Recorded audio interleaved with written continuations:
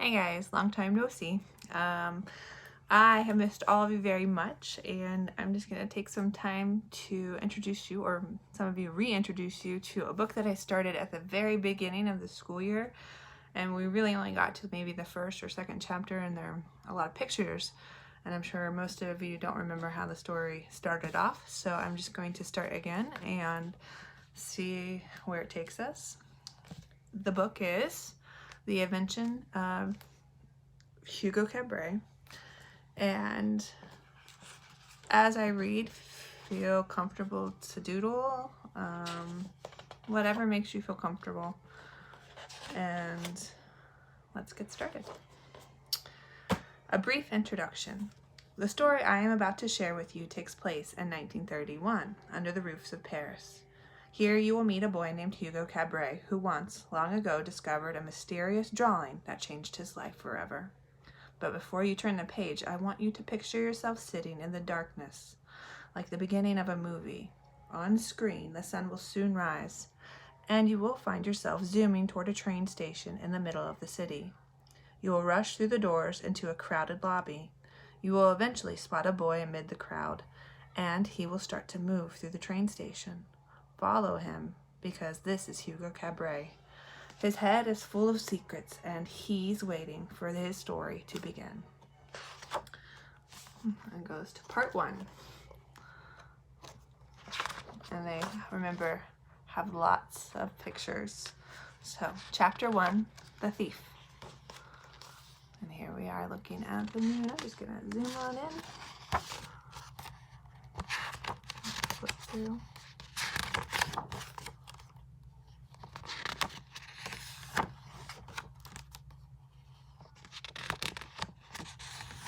This is kind of introducing you to the setting of the story. And if you can't tell what that is the train station that was mentioned. And there's the door. Everybody's inside the train station, hurrying to get to their trains. And here is Hugo.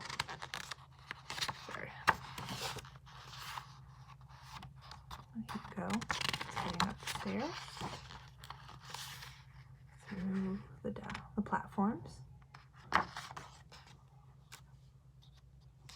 In the dark corner.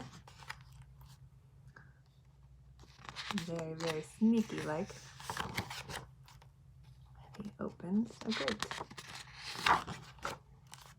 It looks like he goes through. And he's gone.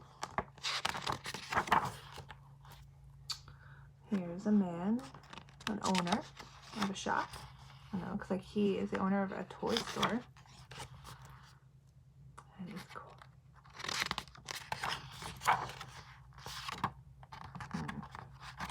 I personally love all these drawings. I think they're beautiful. And you see the clock. And who's that? Looks like somebody's watching.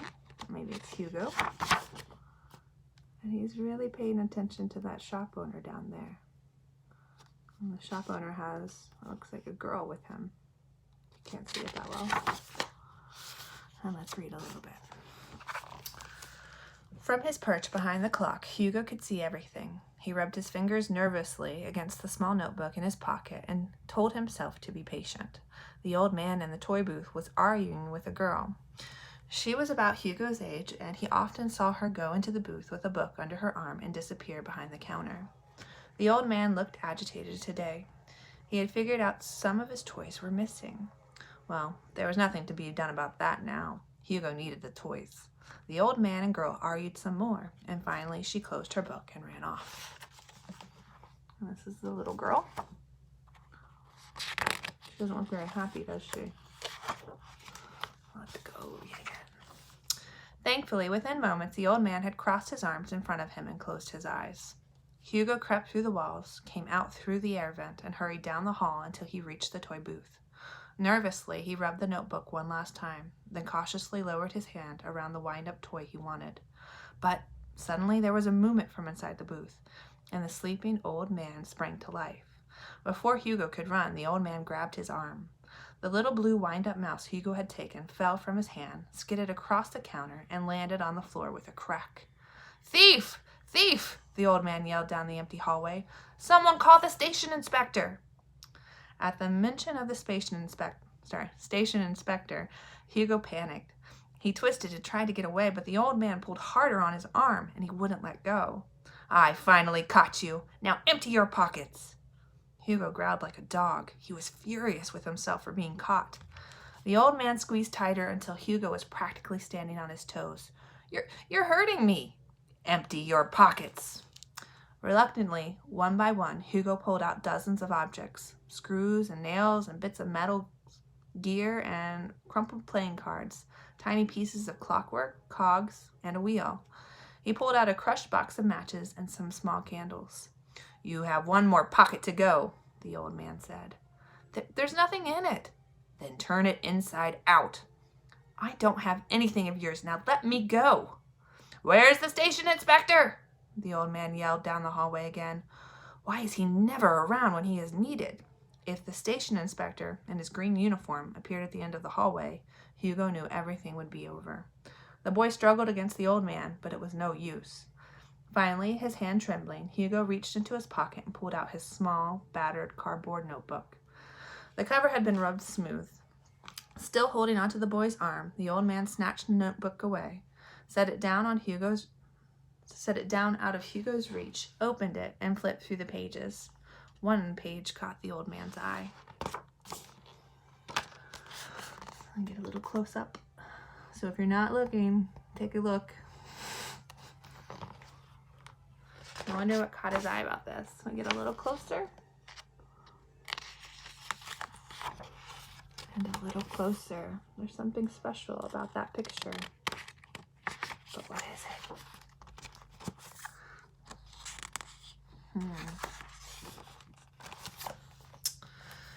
"Give that back to me. It's mine," cried Hugo. "Ghost," the old man muttered to himself. "I knew they would find me here eventually." He closed the notebook. The expression on his face changed rapidly from fear to sadness to anger. "Who are you, boy? Did you draw these pictures?" Hugo didn't answer him. "I said, did you draw these pictures?" Hugo growled again and spit on the floor. "Who did you steal this notebook from?" "I didn't steal it," said Hugo. The old man grunted, and with a push he finally let go of Hugo's arm. "Leave me alone then. Stay away from me and my booth." Hugo rubbed his arm and stepped backward, accidentally crushing the wind-up mouse that he had dropped.